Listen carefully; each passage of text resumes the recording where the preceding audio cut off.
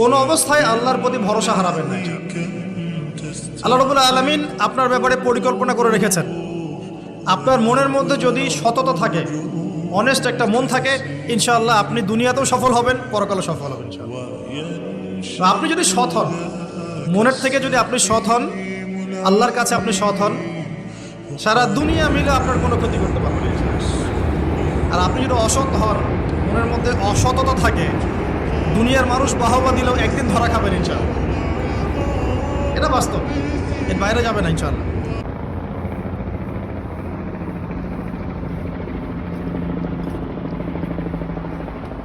কোনো অবস্থায় আল্লাহর প্রতি ভরসা হারাবেন না।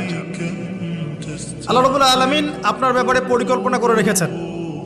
আপনার মনের মধ্যে যদি সততা থাকে, অনেস্ট একটা মন থাকে, ইনশাআল্লাহ আপনি দুনিয়াতেও সফল হবেন, পরকালে সফল হবেন ইনশাআল্লাহ। তো আপনি যদি সৎ হন, মনের থেকে যদি আপনি সৎ হন, আল্লাহর কাছে আপনি সৎ হন, সারা দুনিয়া মিলে আপনার কোনো ক্ষতি করতে পারবে না। আর আপনি যদি অসৎ হন, মনের মধ্যে অসততা থাকে, দুনিয়ার মানুষ বাহবা দিলেও একদিন ধরা খাবেন ইনশাআল্লাহ। এটা বাস্তব, এর বাইরে যাবে না ইনশাআল্লাহ।